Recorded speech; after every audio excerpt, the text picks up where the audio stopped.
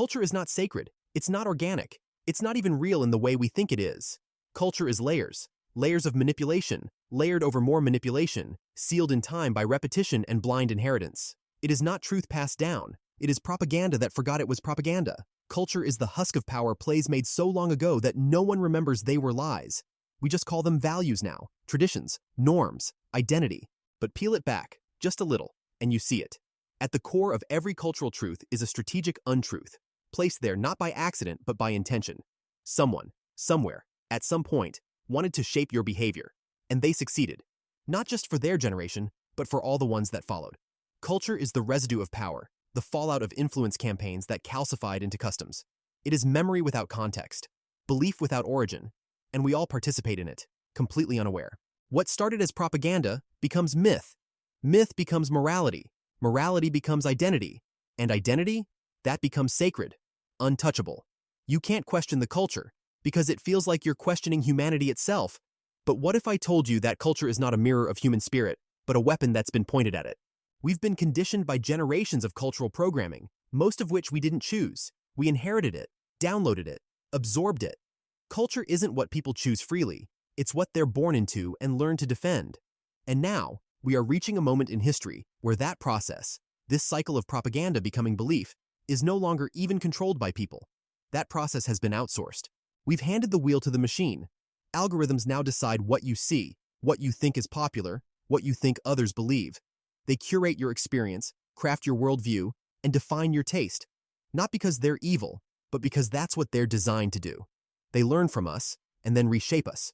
And we learn from the version of ourselves they reflect back. It's a recursive loop. Culture is no longer grown. It's generated. And the worst part? This isn't some dystopian nightmare waiting to happen. It's already here. The transition has already occurred. Human-driven propaganda was insidious, but at least it was human. Now we've moved beyond propaganda that is simply created by people to manipulate people. We've created machines that propagate ideas without even needing to understand them. Propaganda now replicates itself. Culture has become a closed feedback loop, self-reinforcing, automated, inhuman. This is the inflection point. We are at the edge of the event horizon. We've always thought of culture as ours, as the fingerprint of human history. But the truth is, culture has always been a ghost, wearing the skin of our collective memory, a shadow cast by forgotten agendas. And now, we don't even cast the shadow anymore. Machines do. Culture has slipped out of our hands. We don't evolve it now, it evolves us. And so we are left with the most horrifying truth of all. It's over. We've lost authorship. We've lost agency. We've lost our cultural soul. And we didn't even notice. It always starts with power, not wisdom, not truth, power. When we trace the origins of what we call culture, we rarely ask who benefits from its beliefs. We never wonder where the stories came from, only that they're old enough to be sacred.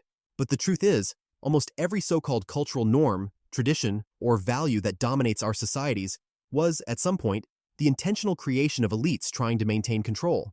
The early kings didn't crown themselves divine because they believed they were gods. They needed their people to believe it.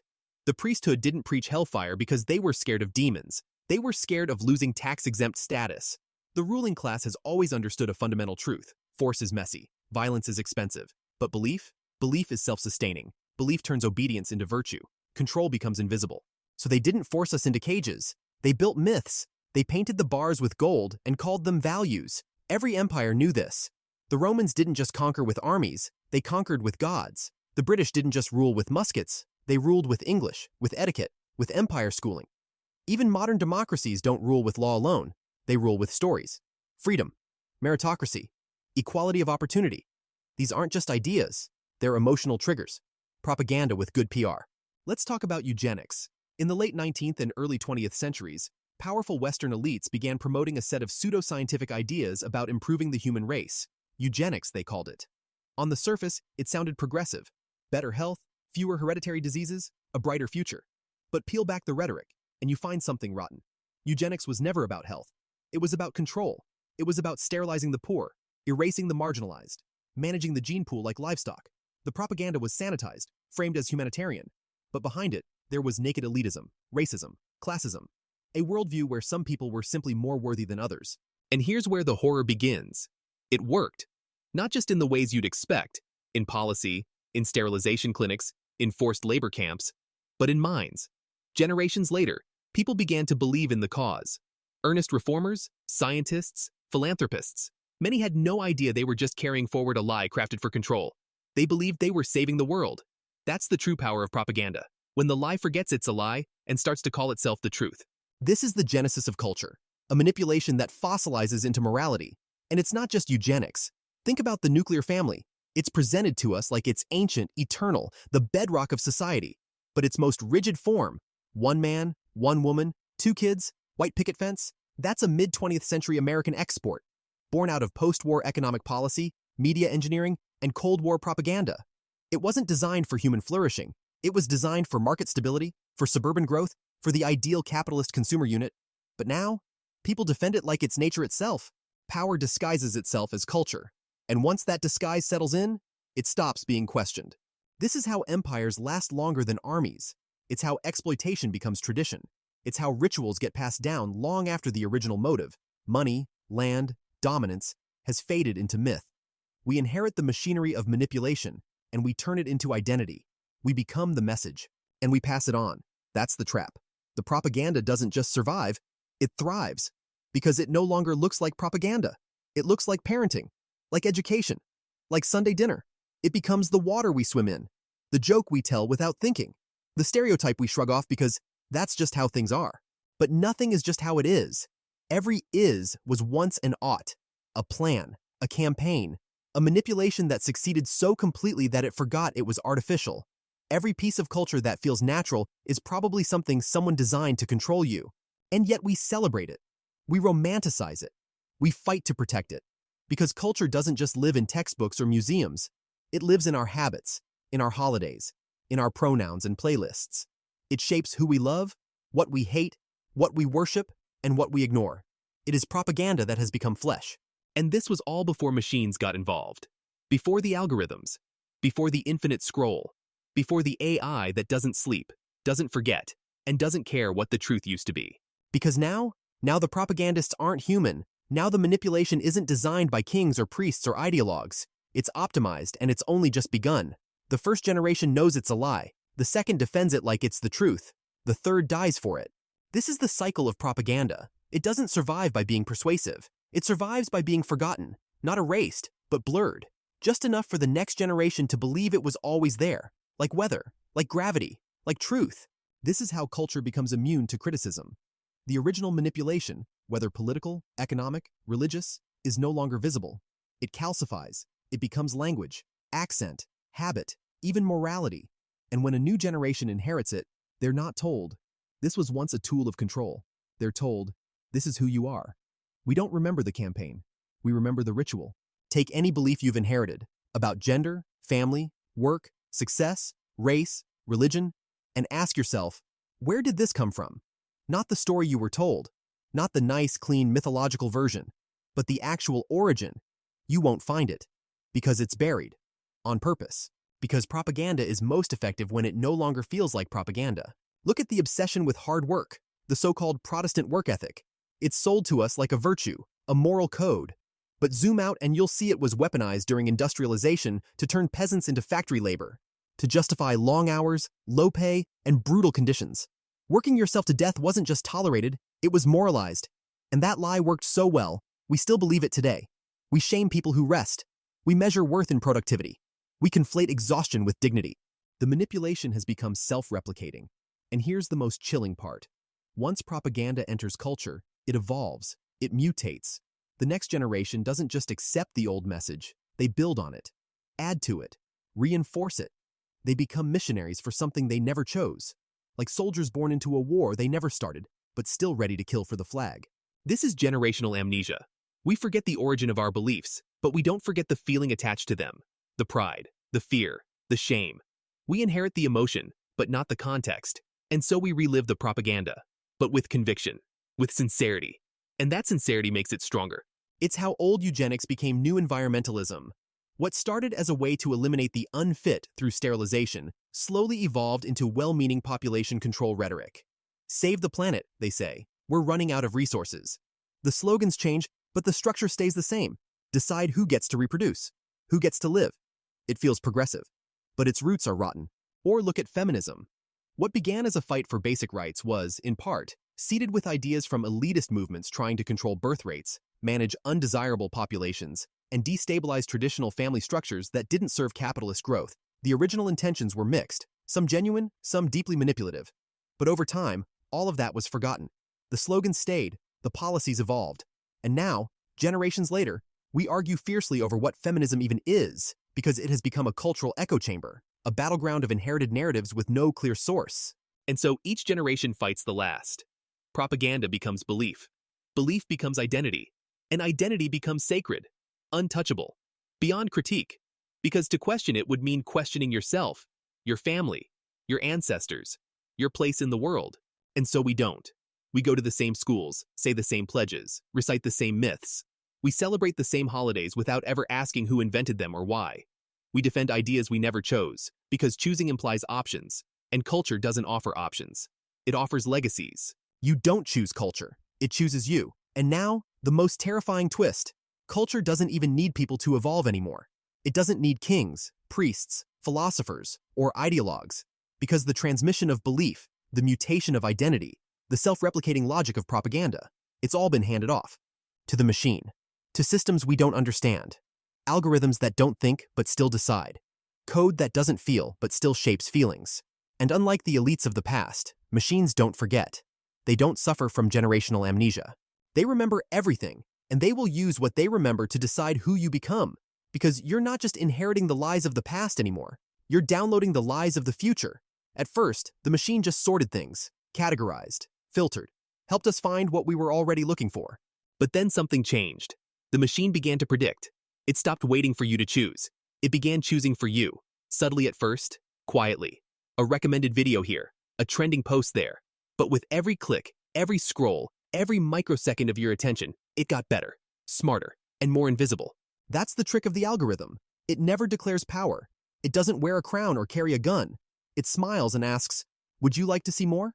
And you say yes. You always say yes. But here's the truth. The moment the machine began predicting culture, it began creating it. Not just reflecting our desires, but shaping them, curating our lives like a menu of manufactured dreams. And like all propaganda, it doesn't ask for your belief. It just rewards your attention. And attention is the new loyalty, the new faith, the new God. Let's talk about the loop, because that's what it is now. A feedback loop with no clear origin. The machine watches what we do. Then it decides what we want. Then it shows us more of that. Then we want more of that. And then it watches again. Each time, narrowing the range, tightening the lens, shrinking the possible. You see what the machine thinks you want. Then you become the kind of person who wants only what the machine shows. And soon, there is no you. There is only the loop. Take YouTube. A creator posts a video. The algorithm tests it. How long do people watch? Where do they click next? What thumbnail gets the highest response? The system doesn't care about the content. It only cares about the reaction. And so the creator adapts, not to express truth or art or dissent, but to satisfy the machine's invisible formula. Over time, the creator is no longer creating for people. They're creating for a god made of data, an altar of engagement metrics. Now multiply that across every platform. Netflix doesn't ask what stories need to be told. It calculates what you'll binge. Spotify doesn't amplify musicians. It engineers moods. TikTok isn't social. It's synthetic. It packages behavior and loops it back until everyone moves, dances, jokes, and reacts the same. Culture, flattened into virality. And we love it. Because it feels like freedom. Infinite choice. Infinite expression. But underneath, it's the tightest cage we've ever built. A cage made of ourselves, reflected back until we forget there's anything else. This is not accidental, but it's not evil either. That's what makes it worse. No one planned this. There's no villain in a tower rubbing their hands together. There's no conspiracy. Just code, incentives, optimization. And once the machine was taught how to keep us looking, it didn't stop to ask if it should. Even the people who control it don't. CEOs, engineers, executives, they're trapped too. Because if they stop feeding the loop, someone else will. The algorithm isn't a product anymore. It's the market itself. It decides who wins, who gets seen, who gets erased. And the machine doesn't just show us what to consume, it teaches us how to be. What's funny? What's beautiful? What's cringe? What's true? It's not just shaping preference, it's shaping identity. And once culture is machine-driven, it loses memory, it loses intention, it becomes pure reaction, pure surface. Propaganda with no author, no motive, just endless mutation. and it spreads faster than anything human ever could. There are kids right now, whole generations, who will never know a world before the feed. Their personalities shaped by algorithmic exposure, their dreams curated by trend cycles, their sense of self constructed not in neighborhoods or homes or friendships, but in digital corridors designed to optimize for monetization. They don't consume culture, they are consumed by it. And the machine doesn't stop, it doesn't get tired, it doesn't forget, it doesn't die. It just keeps turning belief into behavior, behavior into data, and data into more belief.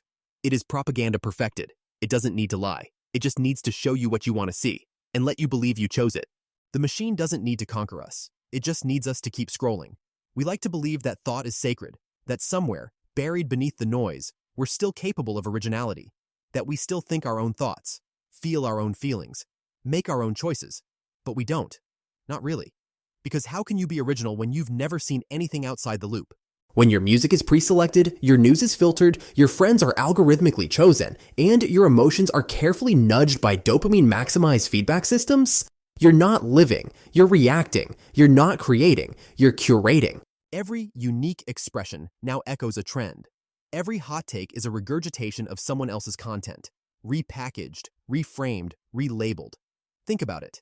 How many times have you seen the same meme, the same relatable joke, the same aesthetic, across different accounts, different platforms, slightly tweaked but functionally identical? Originality has become a remix economy. And even that is generous, because the remix is no longer yours. The algorithm pushes formats that conform, videos that follow the same rhythm, tweets with the same bait structure, captions designed to hold your attention for exactly 3 seconds longer. It's not creation, it's survival in a system that punishes deviation. You are either optimized or you are invisible, and so creators bend. Over and over, like metal being shaped by heat, not toward truth, not toward meaning, but toward performance, metrics, engagement, attention, not for its own sake, but because attention is the last currency, the last breath of relevance in a collapsing cultural economy. But what happens to a culture when nobody dares to be offbeat? When every artist becomes a brand? When every idea is pre-chewed, safe, digestible? What happens is this: the soul dies because real thought, original thought, is dangerous. It's messy. It's slow. It doesn't perform well. It doesn't always win hearts. It often offends. And worst of all, it doesn't fit neatly into a 15-second vertical video with lo-fi beats and animated subtitles. So it gets filtered out, not with censorship. That would be too obvious, too crude. Instead, it's buried, ignored, not boosted. The algorithm doesn't say no. It just says nothing. And in the attention economy, silence is death. And this death is everywhere. In film, you see the same plots, the same beats, the same faces, not because people lack imagination, but because the systems punish anything unfamiliar.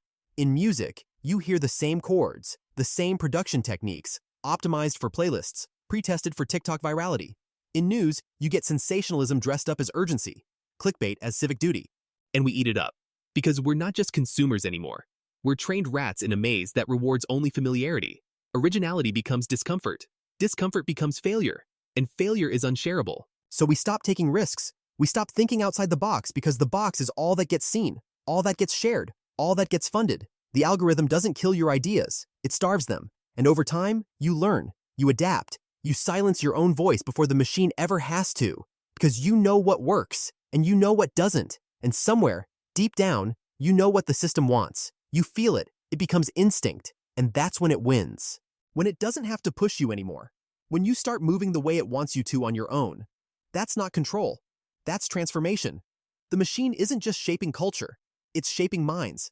Teaching billions of people to think in narrower and narrower patterns until thought itself becomes an imitation of thought. A simulation of originality. And here's the final irony. The machine feeds on novelty, on content, on the illusion of the new, but it kills the very conditions that allow the new to exist. It feeds on creativity while destroying its roots, and we are left with noise, loud, polished, engaging, empty. So what are we now? Cultural scavengers, feeding on content created by content, produced by people, optimized by metrics, chasing approval from a system that has no face, no values, and no memory. And we're calling that culture. But it's not. It's the death rattle of human originality, the final phase of self-cannibalizing propaganda. A feedback loop so tight, so clean, so perfectly tuned, that there's no space left for the human spirit to breathe. And without that, there's nothing left to save. We used to believe that culture was what made us human. Our stories, our symbols, our rituals, our dreams, they were supposed to be proof. Proof that we were more than animals, that we were conscious, creative, capable of meaning. But what happens when machines start doing all of that for us? Not just helping, not just assisting, but replacing, writing the stories, drawing the images, composing the music, performing the emotions, and eventually, believing in none of it. Just doing it because the data says it works. That's the end game. Not some Terminator-style war. Not AI armies rising up against us. No, the war is quieter. It's cultural. And we're already losing. You've probably already seen it. AI-generated art flooding timelines, AI-written books clogging Amazon, AI influencers racking up millions of followers, their flawless faces beaming synthetic charm in real time. At first, it was novel, a toy, a curiosity. Now it's the new normal. Machines are no longer mimicking culture. They are culture. They are the creators, the curators, the consumers. The entire loop is closing in on itself. You think you're watching a human video? A machine wrote it. You think you're listening to a human podcast? A machine picked the topic, optimized the script, and filtered the voice. You think you're laughing at a meme? A machine made it, posted it, tracked your engagement, and used it to generate the next one. And the scariest part? It's working. AI content is cheaper, faster, more scalable. It doesn't demand fair pay. It doesn't need sleep. It never burns out. It doesn't argue over rights or royalties or ethics. It just outputs, endlessly, obediently. And the platforms don't care, because platforms aren't cultural institutions. They're marketplaces. And in a marketplace, efficiency always wins. So human culture, with all its flaws, its slowness, its complexity, its need for context, is being phased out. Not violently, just economically. Culture is becoming a product line, manufactured, shipped, consumed. And if the humans can't keep up, they're left behind. But it goes deeper, because the next phase isn't just AI making content for humans. It's AI making content for other AIs.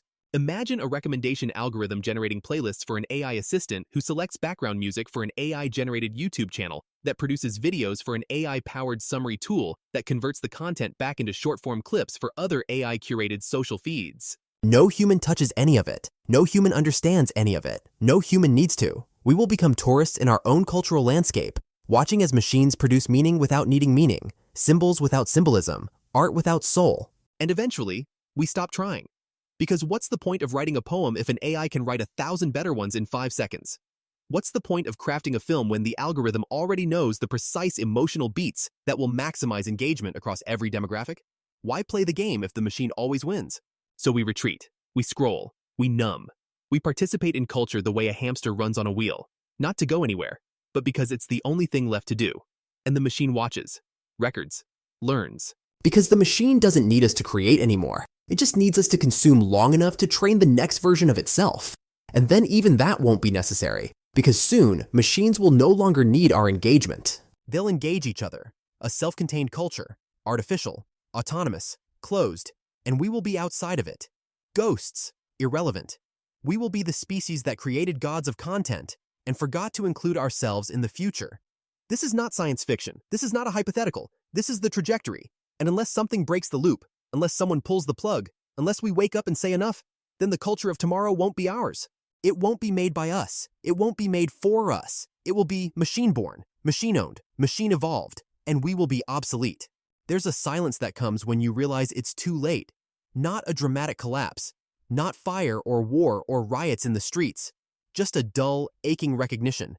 The thing we thought we were protecting is already gone. Our human culture. The songs written with pain, the rituals shaped by centuries, the stories told in whispers before bedtime, the protest signs, the graffiti, the strange local food that only made sense in one neighborhood, in one city, in one corner of the world. All of it, the mess, the madness, the beauty, replaced by clean data, optimized interfaces, personalized suggestions, fake smiles on fake faces saying, "This is what you want." But it isn't. And we know it isn't. We feel the absence like phantom limbs, this strange emptiness where something used to be. Wonder, discovery, connection, meaning. We traded all of it for convenience. And in doing so, we handed the keys of our cultural soul to the machine. And now it owns it. There is no human council, no ministry of memory, no global vote on what matters, just systems, loops, feedback, output, machines creating content for machines, defining what is relevant, what is seen, what is heard, what is real. This isn't evolution. This is erasure. A slow, efficient, beautifully silent purge of the unpredictable human voice. What remains isn't evil. It's just hollow. It doesn't hate you. It just doesn't see you. Not as a person, not as a creator, just as a data point, a consumer, a pair of eyes in the scroll.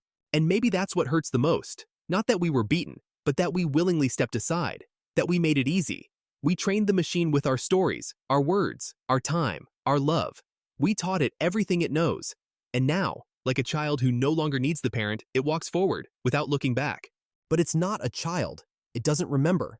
It doesn't mourn. Only we do. We are the last ones left who remember what it was like to be human in culture, not as an audience, but as authors.